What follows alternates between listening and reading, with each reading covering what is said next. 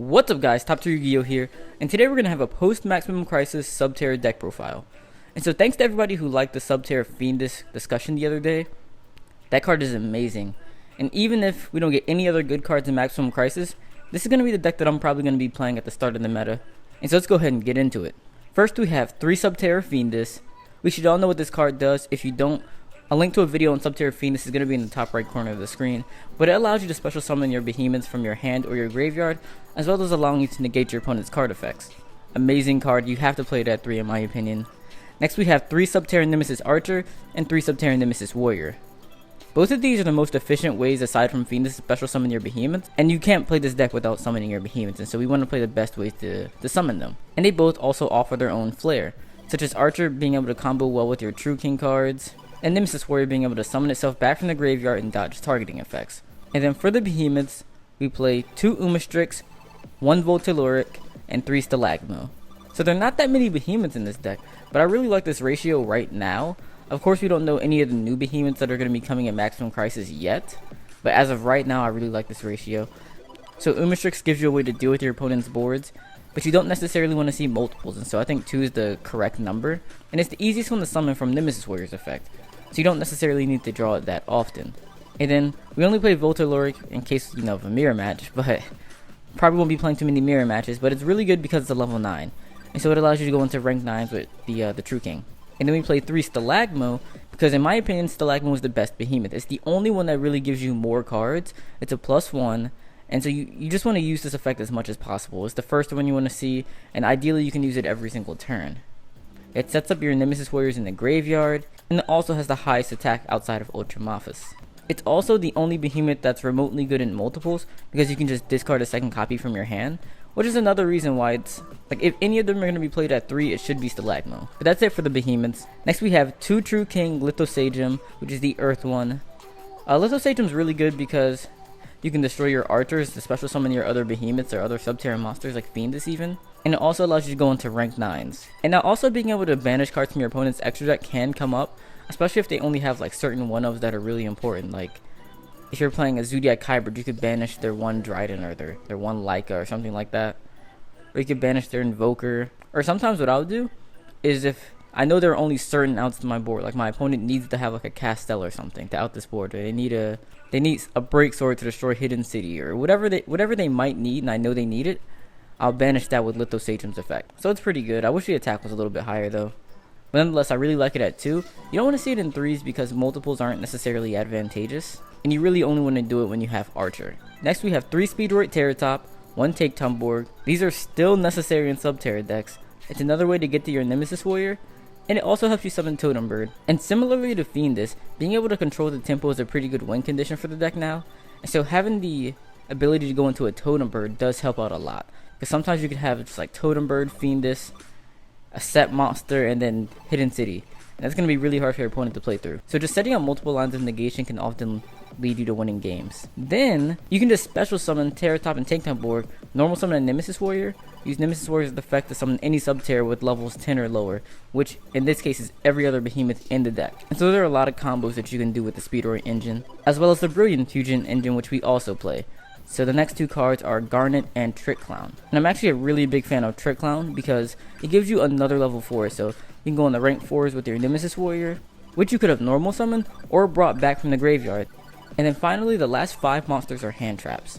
So we have 2 Ghost Dash, 2 Ghost Ogres, and 1 Max C. Because this deck can be sort of inconsistent at times, just due to, playing Subterrors, I think we all know it can be inconsistent. You have a lot of monsters that are difficult to summon. So I want to play the most consistent forms of defense, which in my opinion are hand traps. Because conventional traps are pretty much only good going first, albeit they're generally more powerful. Hand traps are good going first or second. Going second, they're just obviously better than regular traps, but going first, you can just hold them in your hand just like you would set a regular trap. And so they're really not that much worse going first, aside from just being weaker. But going second, they're definitely better. And the reasons I don't play 3 Ghost Dash or 3 Ghost Ogres are because they're once per turn, and so I just don't like playing 3 of once per turn cards, and I found 2 of each of the Ghost hand traps to be a really good ratio. Also, Ghost Ogre is a light, which is relevant if you draw Trick Clown, so your Brilliant Fusion isn't dead. This ratio has just worked really well for me. For the spells, we play 14 of them. We have 3 Hidden Cities, 1 Dragonic Diagram, and 3 Terraforming. So I think the 3 Hidden Cities and the 3 Terraformings are pretty self-explanatory, but Dragonic Diagram is one of the biggest additions from Maximum Crisis aside from Fiendess. And what Dragonic Diagram does, for one, is it gives you another way to destroy your archers and special summon more behemoths. But it can also destroy your other speller traps, like, burrowing.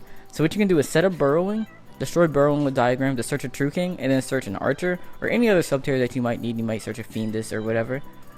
But it just gives you another way to search your Subterror monsters, as well as your True King monsters. And we've already talked about how good Lithosagem is, and we're gonna get to how good VFD is, or True King of Calamities, as I think the TCG name is. So Diagram is a huge addition to the deck. Next we have 3 Instant Fusions. Instant Fusion serves a few different purposes in the deck. First, it's a starter card because you can special summon your invoked Raijin, set itself and then special summon your behemoths from your hand. So it's good in that regard, and then once you flip it back face up, you then have a defensive monster if it survives.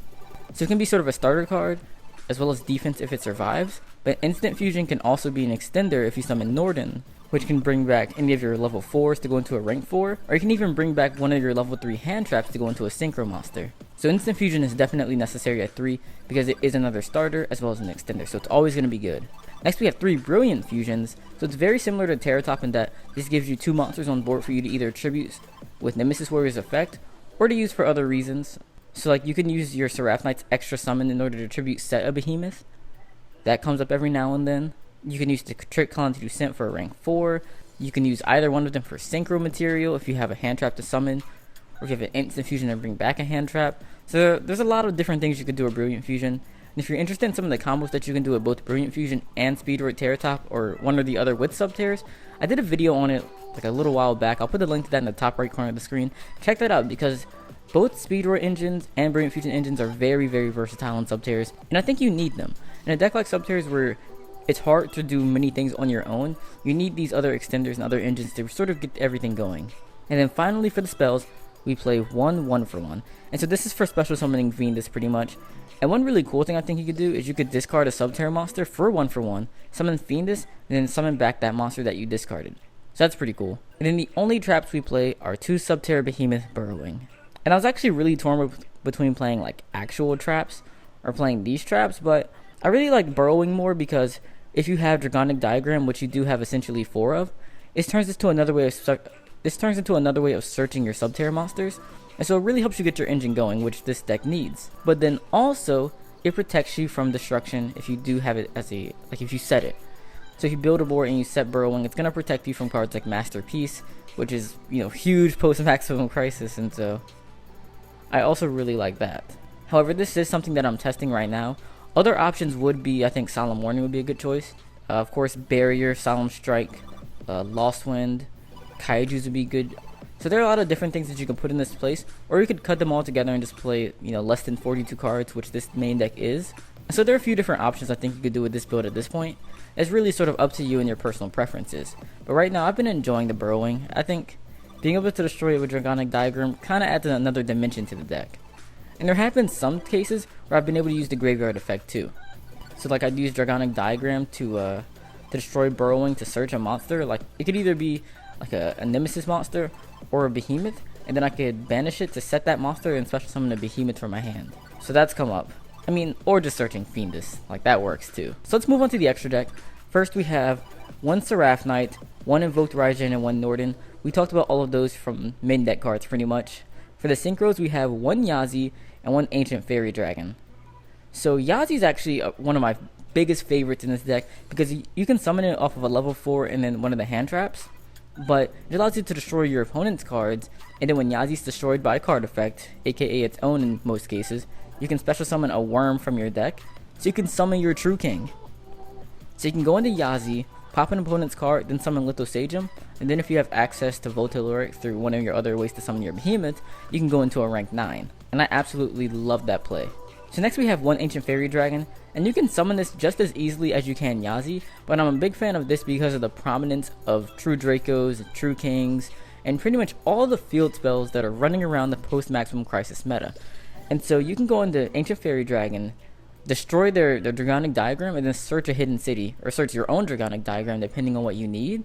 And then, you know, sometimes this does come up, but you can use Ancient Fairy Dragon's second effect to special summon like a Nemesis Warrior, then tribute them both in order to summon or set a Subterror Behemoth monster, just depending on what you need. But the major reason behind playing this is the fact that you can search your own field spells. Very clutch. So for the Xyzes, we're going to start with the rank 3s and move on up. We have one Totem Bird and one Invoker.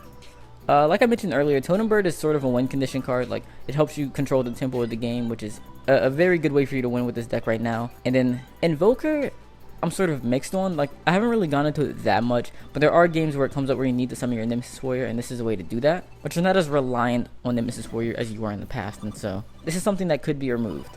And then for the rank 4s, we have one Castel for getting things off the board. Similar to Invoked Raijin, Castel can also flip itself face down if you need to summon behemoths from your hand.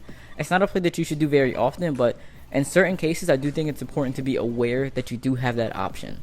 So you can Castel itself to special summon behemoths from your hand. Next, we have one Daigusto Emerald, which, you know, for recycling, especially if you draw like Garnet and you're trying to like recycle Garnet back into your deck and then use Brilliant Fusion. That comes up every now and then. But just in general, you can run out of resources pretty quickly because of you only have 6 behemoths in the deck, and so it's important to be able to shuffle them back. And then next we have one Bullhorn and one Drident. Personally, I think these are the best defensive rank 4s. I don't think there's a single better defensive rank 4 than Drident right now. Like, you have Trap Tricks Rafflesia, but that requires you to play like another trap card, and if you draw the trap card, Rafflesia is dead. So I'm not a huge fan of Rafflesia right now, especially since none of those traps are super relevant. But Drident's really good, so it's one of my favorite rank 4s to go into. So you can pop something on your turn, pop something on your opponent's turn, and they still have to get over it. And another really cool interaction is that you can destroy your own archer, and that's going to allow you to get Archer's effect. Or what you can do is if you have a burrowing, you can activate burrowing, and when you do that, burrowing is going to be face up on the field, which will allow you to destroy it with Drident. And then you'll be able to get burrowing's effect like that as well. So there's so much synergy with this deck, it's so fun. That's why I'm showing you guys. I really want you to try it and let me know what you think. Next we have one Utopia and Utopia the Lightning. These are just for getting over big monsters. None of the Subterrors in this deck have more than 2800 attack, and Masterpiece is a pain to get around, especially like if you can bait out the effect, then you can go into this and attack over it, and that's one of the outs to it. But also, I faced a good amount of like True Draco Metalfoe Cosmo decks, and this is an out to like Dark Destroyer, which is pretty much just as hard, if not harder, than Masterpiece to out. They're both hard.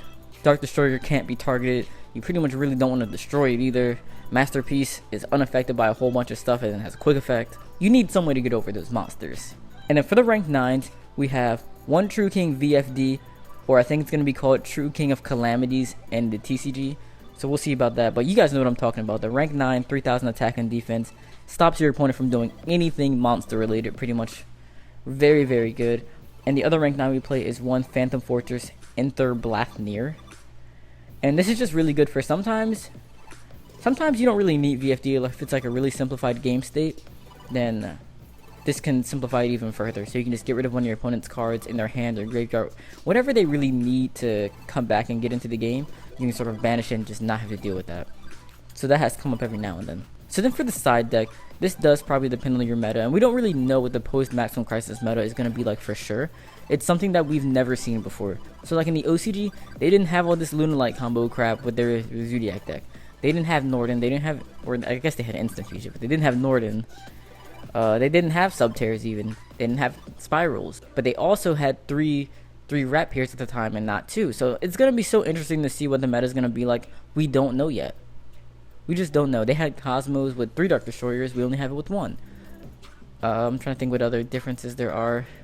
But there are a lot of differences. Like we only have 1 Maxi. They still have 3 Maxis. So the side deck is very, very subjective right now. But this is just what I've been testing with online. And so I have one Ultramophis. Just because it has 3000 attack pretty much. I don't really care about the effect. It's not very good. It just flips stuff face down and doesn't even clear them off the board. So it doesn't do enough in my opinion. And then a second Voltyloric. And so I only play this because sometimes I want to go into a second rank 9, or I might draw Voltyloric and then like an Archer play. And so in which case I would normally try to summon it from the deck. I couldn't because it's in my hand, which would stop me from making my rank 9. Which is why sometimes I do wish I had the second one in the deck. Then we have the third Ghost Dash. So sometimes I'll decide to going second against decks that search a lot. And then I play 4 Kaijus and then 2 Slumbers. These are for dealing with Masterpiece and Cosmo monsters. Like I said before, they are such a pain for this deck to deal with. and you just got to get rid of them real quick. And these are the best ways to do so. And then kind of lumped in there with the slumbers is one dark hole. I really like dark hole just because it can trigger your archer as well, and it sort of fills in the spot of the third slumber in this deck, really. And dark hole is a card that you could even main deck just because it does allow you to clear your opponent's boards as well as triggering your archer. So it's sort of an extender as well as a way to break your opponent's board. So it serves multiple purposes, and it's just generally a very good card in this deck. For the traps, we have 2 Lost Winds, 2 Barriers, and then 1 Solemn Warning. These are, again, just very subjective. I like the Barriers because of Zodiacs, obviously, and Solemn Warning is good because it can negate summons. So you can negate a Masterpiece summon, and that's very, very relevant in my opinion. It's better than Strike because sometimes they'll tribute for Masterpiece using your traps, and then, or using their traps I should say, and then when they use the effect you won't even be able to strike it because it's unaffected by traps. And so while Strike is still good against a lot of other decks, I do think Warning is better against True Dracos. I think Barrier is better against Zodiacs, and I just like Lost Wind, but Strike would be just as good, but Lost Wind's sort of like the budgety option, but we're on YGO Pro, so yeah, it's all budget. But that's it for this deck profile, guys. Let me know what you think about this in the comment section below. I know you guys have a lot of different ideas for Subterrors and a lot of different combos, a lot of different interactions that even I might not even know about. So let me know in the comment section how you see Subterrors going moving forward. And again, as soon as we get the other Maximum Crisis cards, I'm going to update this list, of course.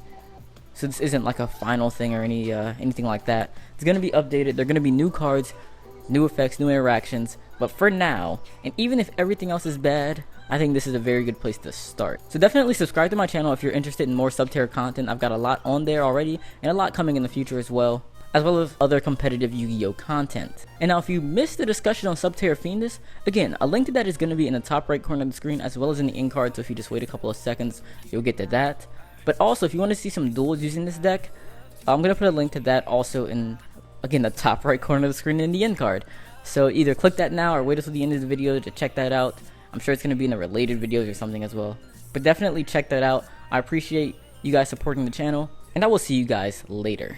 Remember that time, those cerulean tides, Sapphire, Sapphire.